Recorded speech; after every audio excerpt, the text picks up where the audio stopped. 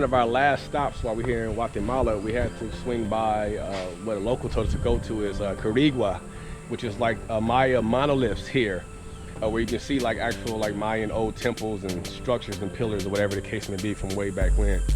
It costs 80 quetzal, which is like 10 bucks or so, a little over 10 bucks to enter the park. And it's pretty warm today, wearing black shirt and pants, so just, you know, dress accordingly in the summer. Walking on the path, the trail to Quirigua, to the monolith.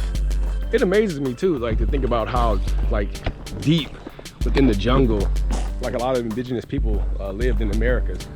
Like where Tikal is, how it's so deep in the jungle in the city of Flores, in the interior of Guatemala. You think of like Machu Picchu, Cusco, how some of these places were designed with military strategy significance or religious or cultural significance, right? All the different reasons for it, but still to be in these locations that are so different from like the central locations we're accustomed to in modern times. And there go some of the monoliths, y'all. Beautiful. I already feel the enchantment. I didn't know it's gonna be this close to the entrance. Wow.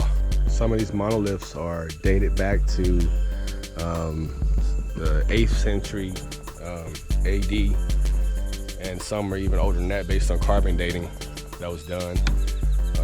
They have like the information about the monoliths actually in English beneath the Spanish here.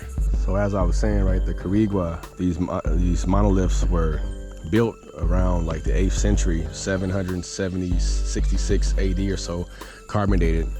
And the Quirigua were actually people who ruled this area for around 61 years or so.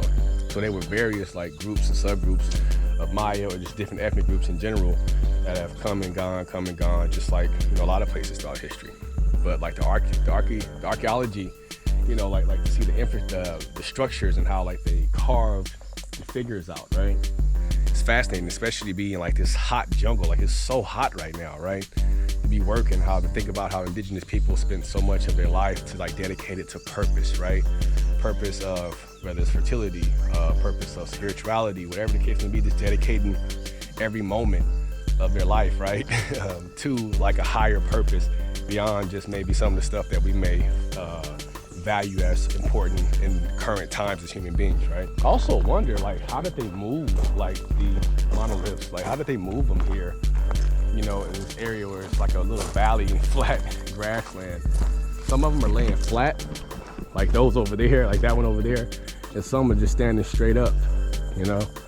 How they've been able to maintain it over time. Like obviously look at the base, they done probably reinforced it over time to preserve it, but I wonder how in ancient times they were able to do such a thing.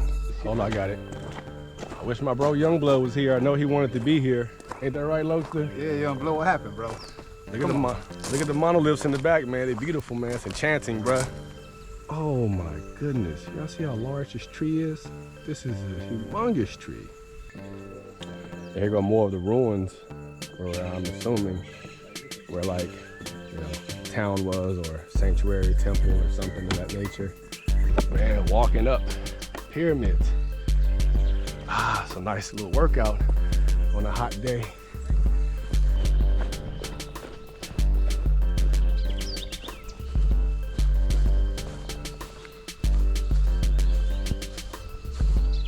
I'm happy I ended the trip with this.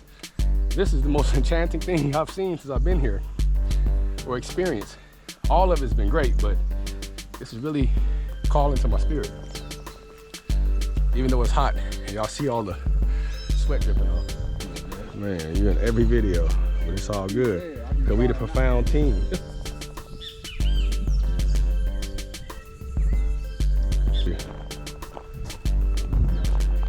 A nice breeze came through. A couple clouds, but it's still hot. Oh, the enchantment. And here goes the store, Quirigua, right here in front of you guys. This whole time I was pronouncing the name wrong. It's Quirigua, not Quirigua, Quirigua. This is a Mayan word, it's not Spanish. So, and the store has drums, jade, different artifacts, you name it, right? All types of stuff. Stuff here is expensive because they say it's handmade. And she told me the tablecloths take like, the small ones take 15 days, and then the big ones take about 30 days. So that's why they're like $20 and $40 for like a tablecloth, but it's all worth it. So as we wrap up our time in Guatemala, we ended the trip with visiting Quirigua.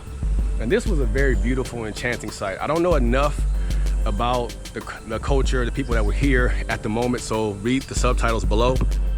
But a lot of the monuments, or most of them, were built in like the 760s, 770s AD. And the Quirigua, I believe they were like a part of the Maya grouping of people, the collective larger group of Maya. And a lot of these monuments, you know, they signify a lot of different things, whether it's spiritual, whether it was like power or settlement and things of that nature. Again, all of the monoliths have like English writings and signify when they were built, when they were carbon dated to determine like when they were constructed, the names of the gods or whomever, or the leaders that they represent. Jaguars, different animals and different patterns and stuff can be found like wrapped in human beings or like emergence or something of that nature. And also being here, it's only what, like 5 minutes off of the main road of CA9, which is here. So when you're driving from Guatemala City all the way to the port in Puerto Barrios, this is an easy detour. You just swing off in 5 minutes. A lot of tourists come through here. Right now, there's not a lot, but at the current moment I'm talking to you guys, I see American tourists behind us. And it's quite a fun, enchanting experience when you're here. Like, it's very hot in the summer, but it gets windy, it gets cloudy, so just dress appropriately, wear a hat, something I didn't do, right? Drink water, of course. I'm dehydrated as we're speaking. They have a museum here that gives you more information. They have like a shop over here, I'll show you guys, where you can buy some things. And it's almost like it's a botanical garden around here too, with different flowers and different, plant species or whatever. And when you're there, the flat area has all the monuments, as you guys saw, hanging straight up, and they're very tall. I believe they said some of them were like 70 meters or something of that extent. And then you walk above the step pyramids and you see the center ground, which looks like an area for an arena or whatever the case may be. And it was just very beautiful, and the people around just hanging out, especially a lot of locals. Very calm. You hear the cicadas, the species that make that loud noise in the trees or whatever the case may be. It's just a beautiful place. But overall, being here is worth it. It was 80 quetzal to come here, which is around 10 bucks or so, or maybe 12 bucks, something like that. 7.5 times 7.5. It's 7.5 to every $1 US. It's been a beautiful time. I've been loving it here. I can't wait for the opportunity to come back here, especially given that it's only a 4.5-hour flight from Los Angeles, where I'm from.